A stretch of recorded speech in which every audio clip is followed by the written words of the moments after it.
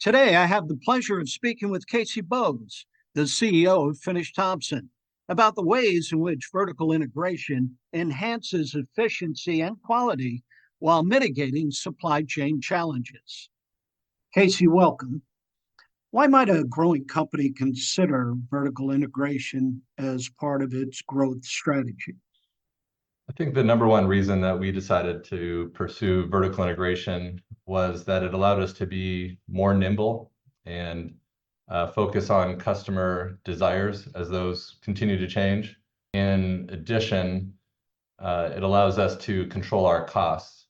So while there are some upfront costs that are more significant when you're going with vertical integration versus a more broad-based strategy, over the long term, you're able to keep your product costs and material costs more under control, especially in environments where those could rapidly change, like we experienced coming out of COVID in 21 and 22, and currently with inflation. So that is a big benefit to our customers, that we can control our costs, not surprise them with month-to-month fluctuations. In addition, a third benefit would be that it allows us to maintain consistent lead times because we're not dependent on our supplier chain as much as a more broad-based manufacturer would be. While we're doing a lot of our own in-house supply, we are able to control and maintain a very competitive lead time. Another large benefit that we identified early on, we were a much smaller business 15 years ago. We started to experience good growth.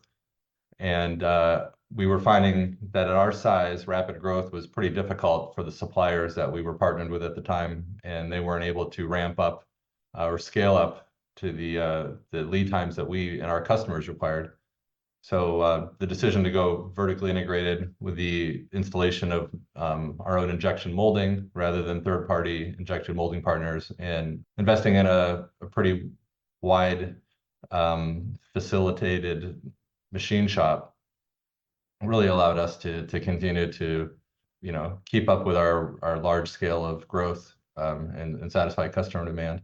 So we did all that just by bringing most of our manufacturing in-house. 10, 15 years ago, we had a lot of our molding done outside, our machining done outside, welding done outside. But by bringing that all in, really enabled us to control all of our costs and ramp up quickly, a lot more quickly than we would have been able to if we had been relying on third-party suppliers. So, what are some effective strategies for achieving a high level of vertical integration? Okay, to achieve a high level of vertical integration, as I have previously mentioned, is a heavy investment for any manufacturer, because first and foremost, you're going to have to invest in machinery. And for a smaller, nimbler manufacturer, those can be a big sticker price item to purchase all at once. But we went ahead and made that strategic commitment to invest in machinery. In our machine shop with 3D printers, with quality insurance, 3D coordinate measuring machines for incoming inspection, molding equipment. So all of the above. And for a company our size, people are always surprised to come in here and see how much machinery that we have in a different variety of types. And of course, all that machinery requires space. So we did buy a neighboring company of ours about 8 years ago and connected the two buildings to allow us to have more space for this equipment. And then lastly, you're going to need a workforce to continue to run these pieces of equipment. And it requires a specialized skill.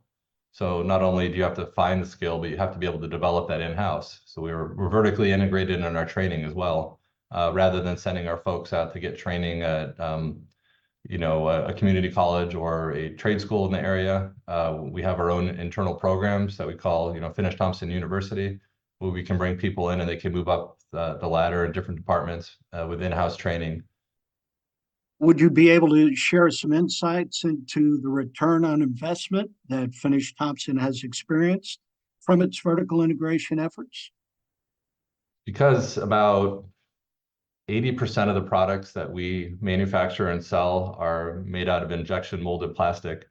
Whenever we would do a new product, we would have to work with an outside tool vendor to make the tool that would mold the product in our molding equipment. And that was a really long lead time item that would significantly hamper and slow down our development of new products. It could take anywhere from 6 to 8 months at times to get that injection molding tool developed and brought in-house.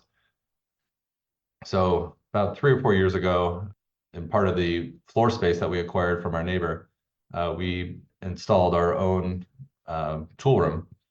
So now we have the ability with customized equipment to produce our own injection molding tools and not have to rely on the lead time of third parties for that. And that has been a big return on our investment in many ways. First of all, those injection molding tools in the past could be anywhere from $20,000 to $60,000. And now we're just paying for the steel base and the labor to turn that into an injection molding tool. So significantly decreasing our time on our fixed assets. And secondly, we are able to improve our R&D cycle for new products from 6, 8, 12 months to 2 to 3 months. And that allows us to bring products to market much quicker than we had in the past. And that's been a very significant return on our investment where we can be very agile and adept at recognizing the market needs and turning around and getting a product to fill the void in that market a lot more quickly than we would have been able to in the past. And finally, how do you anticipate future trends will impact the feasibility and benefits of vertical integration for companies? Vertical integration, I think we've been very fortunate that we made the decision to be vertically integrated. And we made that decision for the reasons I previously mentioned, but we're finding that we're seeing other opportunities and benefits from it. And one of the biggest one is the question you just asked about, anticipating future trends and impact of feasibility and the benefits of doing that. I think today, more so than in my career, any time in my career, we're seeing a lot of new opportunities and new threats on the horizon for our industry specifically. Of course, for a lot of the manufacturing environment. 20 years ago, when I was first getting into the industry, it was a lot of global partnerships, global sourcing for products. For political reasons, where there's the threat of more nationalism. There are countries like China and Taiwan and others that are relied upon quite a bit in our industry.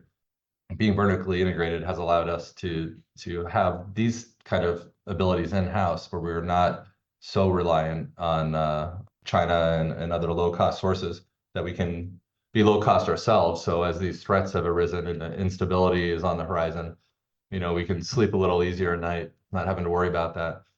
Another threat and opportunity are some environmental restrictions that are on the horizon in our industry. As I mentioned, most of our products are made of plastic, and some of these plastics are fluoropolymers.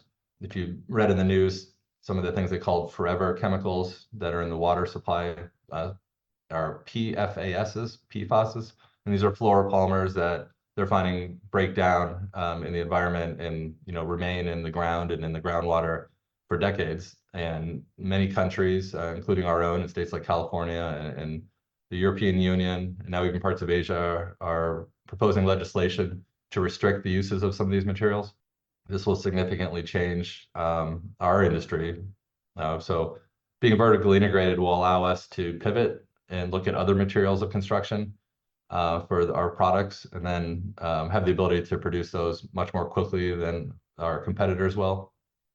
Another opportunity, and this is coming from some of the national security, is the CHIPS Act that was passed 2 years ago in the US, and this is the plan to invest billions of dollars back into the US for the production of printed circuit boards and semiconductors, and the hope to rival some of the countries that have a more or less a monopoly on the production of these, but they're very important for national security and for the automotive industry, the electronics industry, the computer industry, solar industry. And these industries coming back and reshoring in the US will present opportunities for our products. But what's unique about these companies is they generally don't use an off-the-shelf product that we and our competitors offer. They have little tweaks that need to be made for their specific applications. So vertically integrated, we can turn around, find out what their needs are in their products that are unique, do the engineering work, and then turn around and produce that product and release it to them in the market very quickly. Lastly is the environmental, the green technology that is really just at the forefront. People have seen a lot of solar and they've seen wind, but really these are just starting, and we anticipate in the decades to come, these industries will grow more and more and more. There's a subset of this industry that is generating power in surplus of the grid. So when people are operating a windmill or solar, the current grid can only accept so much. So often these types of technologies need to store the excess energy that is produced into these things called flow batteries. And these are big, giant container size tanks of electrolytes that are flowing from one side to another and generating and releasing energy. And this is an opportunity for things like our products, mag drive centrifugal pumps, to be an OEM piece of equipment in these flow batteries. And we see this as a big opportunity. And again, just like for the microprocessor and semiconductors, a lot of these customers require products that aren't currently on the shelf. So we have to make custom models, tweaks, little improvements to the products. And we're finding that our competitors are saying no to these opportunities because of the way that they're configured as a company. But us being vertically integrated, we're able to take these opportunities and turning it into a product for our customers. We're really seeing that's going to be a big return on our investment and taking advantage of these future trends that we're seeing in the industry. Thank you, Casey, for sharing your experience and expertise on vertical integration.